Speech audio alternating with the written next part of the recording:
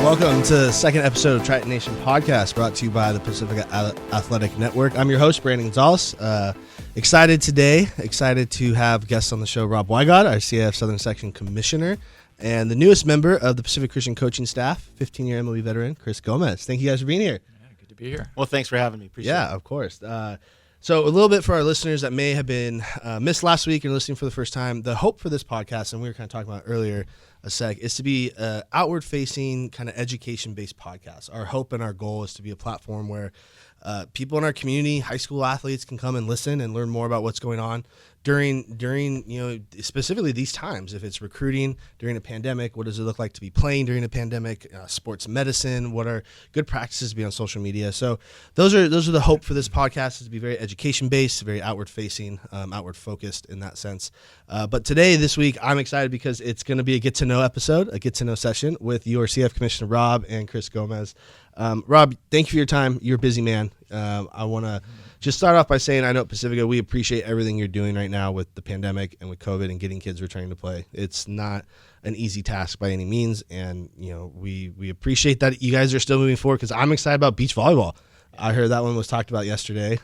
So thank you again for all your work with everything. Well, thank you, Brandon, and great to be here with you and Chris. And, we do this together. So what we're doing, trying to provide opportunity for student athletes to achieve their dreams and reach their goals and be part of something special, which we believe education-based athletics is. And you're certainly exemplifying that, what you're doing at your school. And, a guy like Chris who I have a long history with and a lot of years together, it's just part of really giving back. And that's what I'm most proud of, is that I think all of us here share that same feeling about giving back. We're trying to help young people. And there's no more noble task, I guess, in a way than that. So it's a pleasure to be here. Yeah. Well, no, again, appreciate everything you're doing. So, okay, let's just jump into it. What is the history here? Because you guys, I had this whole script planned of we're going to talk about these things, but just hearing you guys joke and talk and throwing balls in parks and screens, where did this first meet? Where did this come from?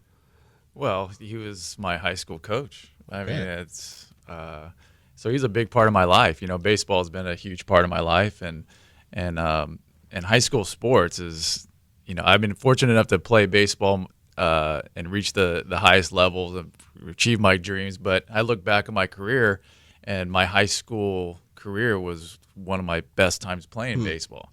And, he's a big part of that. Yeah. We had a great group of guys, but the atmosphere Rob and Coach O'Neill created for us just made it pleasant, and we were able to develop and just have fun out there and learn the game and win a lot of games. So it was one of my favorite times playing baseball. Yeah.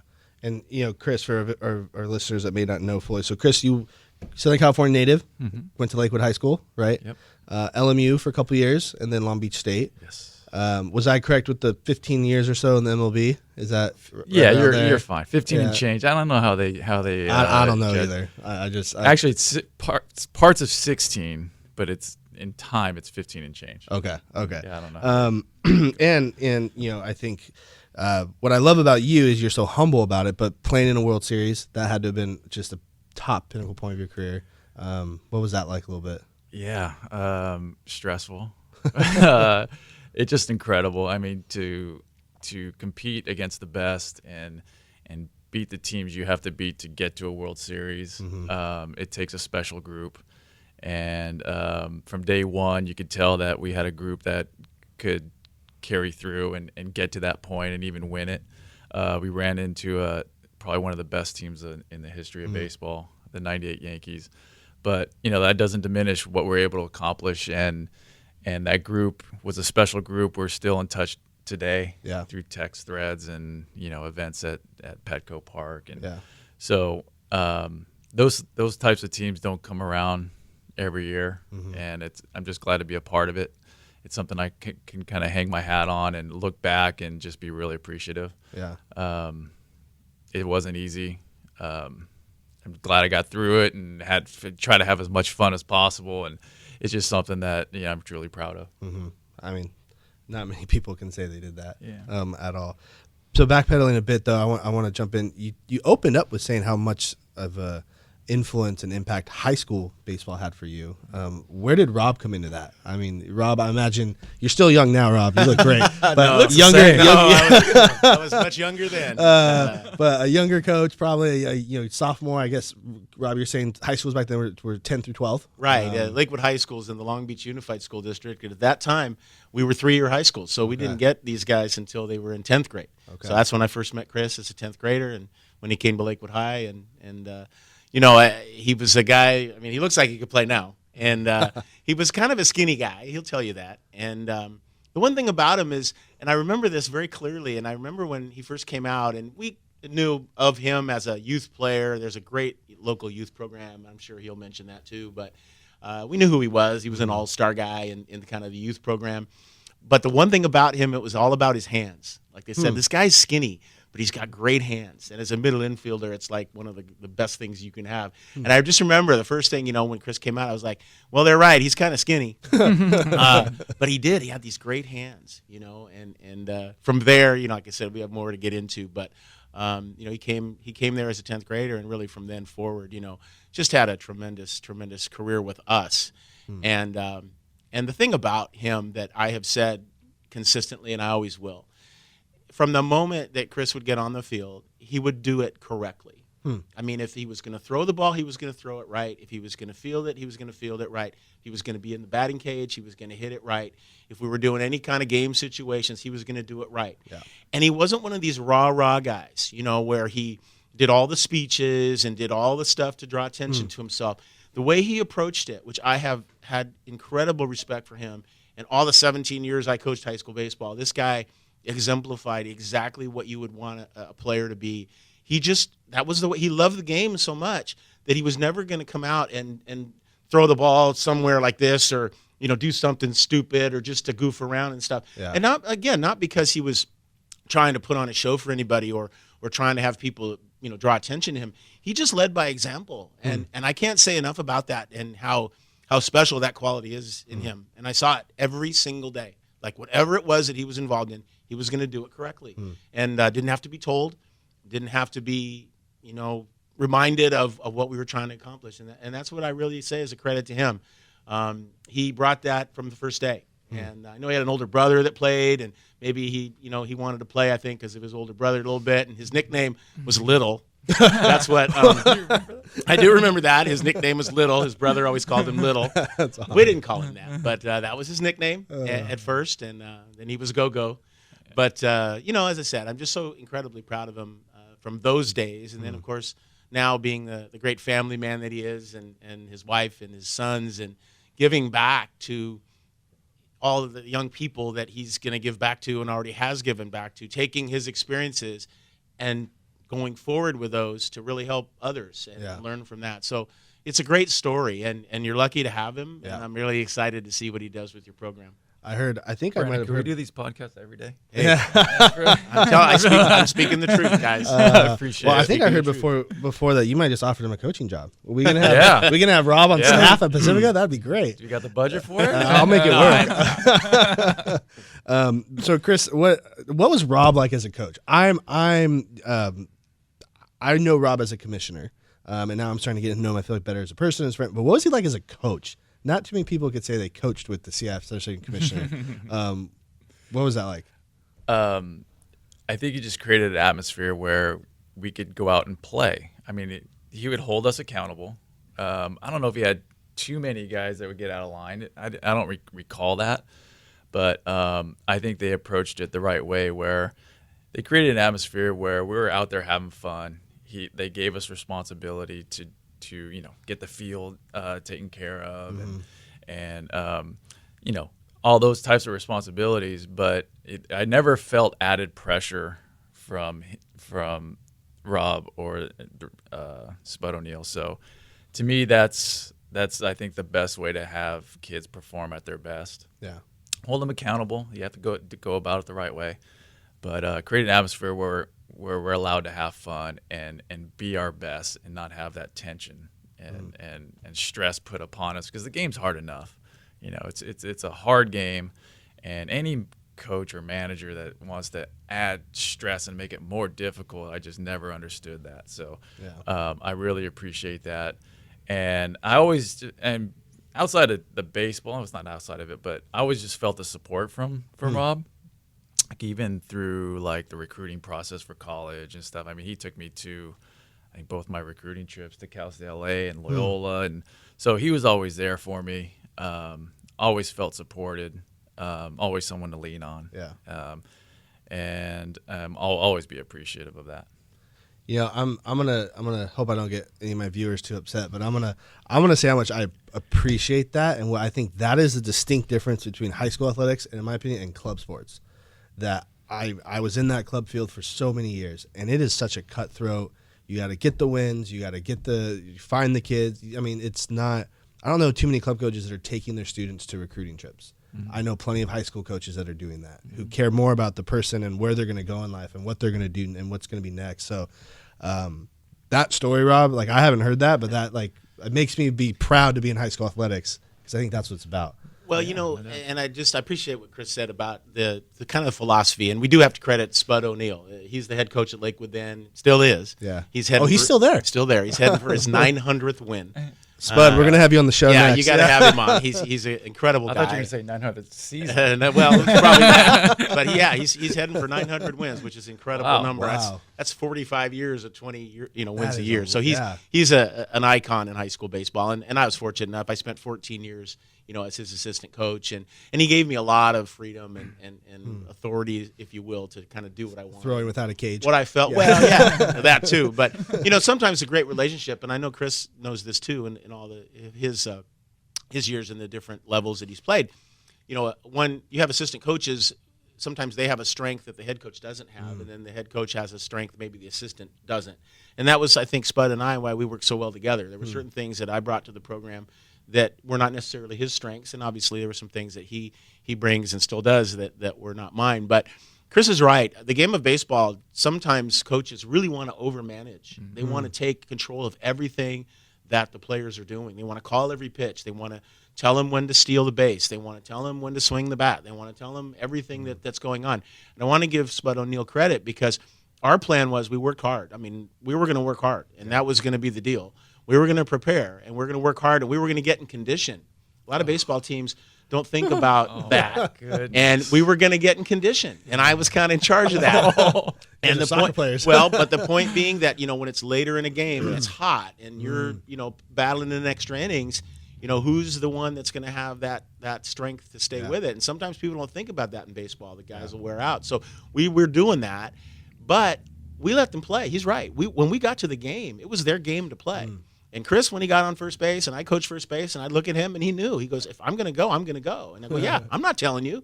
You decide you want to steal second, you steal second when you want to do it. And so, again, there was, I think, a great balance between being mentally prepared, physically prepared, but yet letting them have enough freedom to play the game and enjoy the game. Yeah. And they succeeded in doing that. I took another head coaching job when I left Lakewood, and I did the exact same things that we did. And it proved successful when I went to Los Alamitos High School. We had the same. I just took the philosophy we'd had at Lakewood and brought it over there, and it was kind of interesting to see that take hold with another group. Yeah. And so he was right about what we were trying to do, and so it's nice to hear that he got that message and he understood that.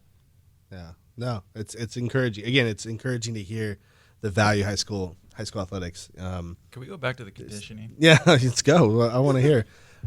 He ran us. I could not believe how much we ran. But I dug it, man. I was like, let's go. You took pride in being finishing and being and pushing the other players. So it was. I always thought it was cool. It was really hard. I'm like, how long are we gonna go? Go. And we beat next one. Go. I was like, oh my God, we're gonna be here all night. But hey, man, it worked. We had great teams, and I think. We took pride in working hard and doing it the right way, and that's part of it. Yeah. Well, they bought in, and they really, that was the point. You want to build that bond. You want to build that togetherness. And I agree. And so that's one of the ways you do. Because when guys are suffering a little bit and they're having to push through things and they're hurting and they're tired and it's hot, they look at each other and they go, who's not who's not Yeah. on board, and the other guy's on board. So they look at each other and they Yeah. kind of go, we can do this together. And I was really part of that in terms of it was bigger than even just doing what we did. It was more about how to build the team Yeah. and how to get guys to look and respect each other. Because if you get through that and you're still dead tired, but you got through it, and the guy next to you got through it, Yeah. you kind of respected them a lot more, and you play better when you have respect for each other and you care about each other. And It's true. And so that was a part of what we did too. We had real excellent tradition in that school and in that program. I mean, guys, they came to practice on time. They brought their equipment. They wanted to be out there and be successful, and it was really fun to be part of that. And as I said, those are the kind of lessons that I know Chris took forward from there, and all the great success that he's had and that he's going to have, continuing in the game and doing what he's doing now. Yeah. Those are those building blocks. That's the foundation for some of that. I'm excited to see, Chris, what you're going to do at Pacifica. It sounds like it's going to go all the way back to when things you learned from Rob. So it's coming from good hands. Like it's going to just continue to foster at our I know, school. like hearing him talk, it's like exactly how I feel to this day. Yeah. And even the managers I had in the big leagues, in college and big leagues, the better ones are the ones that have that same philosophy. Yeah. Well, let us be us. Let us go out there and let our abilities take over instead of thinking too much or, stressing out about this or that, having to do this. I don't want to disappoint this guy, the coach. They definitely had those types of managers, and those guys don't last very long, and guys don't respect them nearly as much, and teams don't perform as well. Yeah. So, I learned from an early age, this is what works, and just carried that on through. So for our listeners, because I'm sure they're going, I want a moment that drove you off the wall as a coach. Well, that's appropriate, I guess you could say. But we all as coaches, or even as players, maybe something that Rob did that stuck with you that you just walk away and you laugh every time you think of. Something that is there. Nothing really. I was just, you called Skinny. That was a nickname. That had to have gone somewhere. Little. Yeah, Skinny was the wrong one. I was just amazed how, even looking back, now I'm a coach, and I'm, throwing batting practice is a huge part of being a coach. Being able to throw quality BP is huge. And when you can't throw quality BP, batting practice, let's face it, is the funnest part of baseball practice. And if you have coaches Not the conditioning? No. And if you don't have coaches that can throw strikes consistently, it's horrible. And, my son complains about the other coaches not being able to throw strikes. I got one pitch today to hit, and I'm like, I get it, man. That's horrible. But he threw batting practice all day, every day, and he floated him in there. It was the best BP. We would just go. We'd just sit there all day and just crank and hitting bombs all day, and it was the funnest thing, the best part of the day. And looking back, I just can't believe how much he threw. And he's got a rubber arm, man. But looking back, that's one thing I think is Rob Wigod throws the best BP and can throw it all day long. I don't even remember him ever throwing a ball. Well, again, it was just part of our preparation, and it was a role that I played, and I took pride in it. I wanted to every day to build their confidence. That was my goal. I wanted them to feel confident when they got up to the plate. And I think the way you do that is you just, you build that in there and get them to feel comfortable and get them to and they competed against each other. Who can bomb it out of there. When I got in there and guys would comment on each other, and a guy'd hit one warning track, come on, where's the rest, and so those are the kind of things that you build too. And my memory of him, one that I don't know if he'll like it, but we're getting ready. We were very lucky because we played a lot of our games at Blair Field in Long Beach, where Long Beach State plays. And so we had some just great high school baseball games. We played at night. We had rivalries, awesome. In our league that were just really competitive, and the guys all knew each other and grew up together. That's cool. So we're really neat stuff. And so we're out there one night, and we're taking our pregame infield. Oh, I know what you're going to say. Yeah, I know. Sorry. And Chris is there ready to go, and just bounce. It's a shortstop. Bounce, boom, and it hits him right in the face. Right here. And here comes the blood, and here comes everything. I had braces on. And and so, we're just like, oh my gosh, and we don't know if he's going to the hospital. We don't know if he's going to be stitched up. We don't know what's going on. So, and he's our guy. Yeah. So, no, he's like, and your okay. dad was there and checked my me out. dad was a doctor. My dad used to come by the games. My dad checked him out. And he looked at Chris and he goes, "You okay? You dizzy or anything else?" Chris goes, "No, let's get going. It's time. It's game time. What are you worrying about me?" And there he was. He never missed a step or anything about it. But a lot of guys, when that happened, would be mentally and physically finished for the night. But not him. He just said, "It's time to play, and whatever I got to do, I'm going to do." And again, the team sees that. People see that, that commitment. See how much, and it wasn't for him. He just knew his team needed him, and he was our leader. He was our shortstop, and he was our guy. And, so he knew I'd bring that up. That's one that gross. It was rough. It was rough. But skin's coming out of the braces. Well, it's just, and it was too bad. Just unfortunate. It wasn't his fault. It happens. But he he wasn't like it was gonna get in his way. We were gonna be ready to go, and he was ready to go, and that's how it was. Yeah.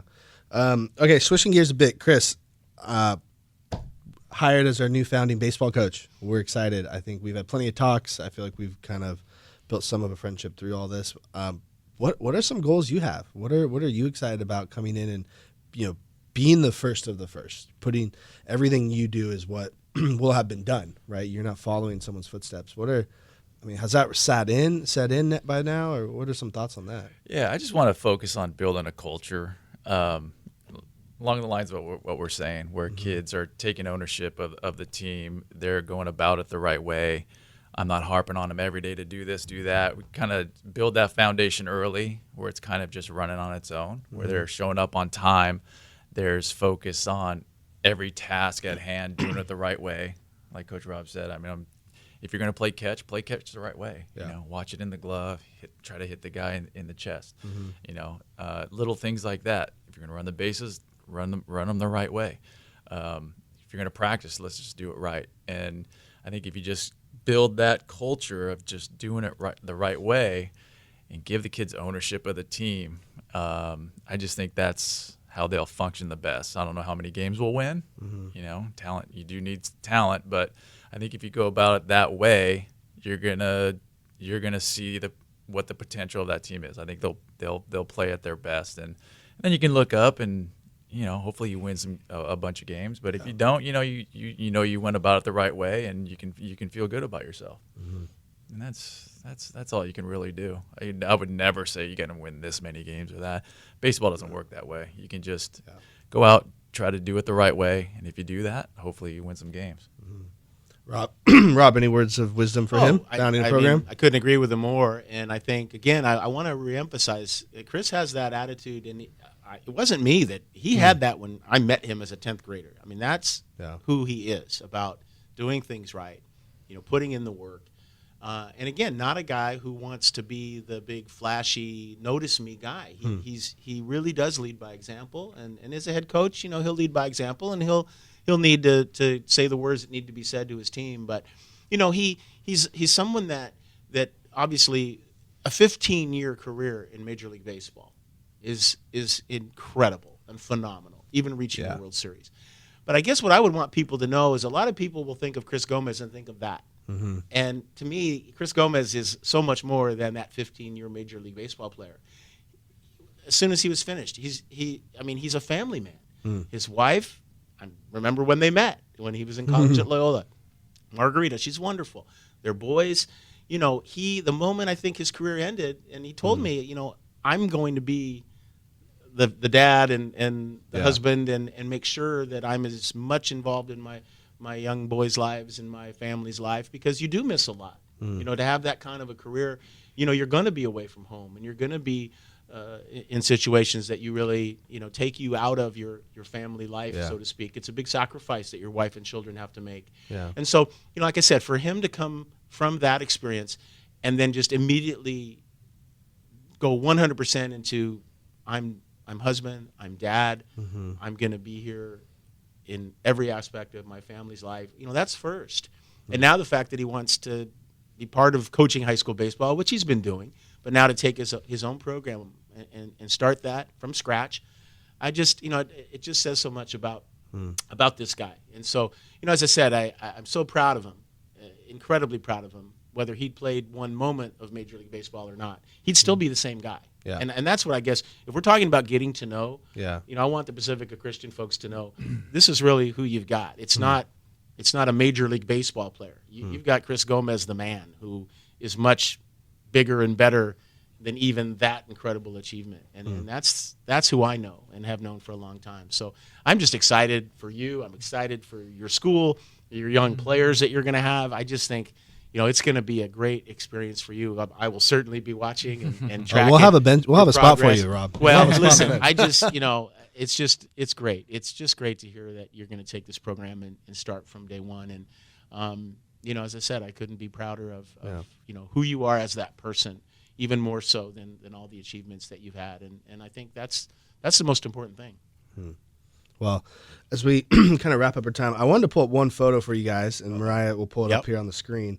But there it is. So there it is. There it is. Tell me a little bit about that jersey and how that's a sweet picture. I want to get one of those for here. That's the World Series. That's the World Series jersey. Oh, really? That's the one from '98.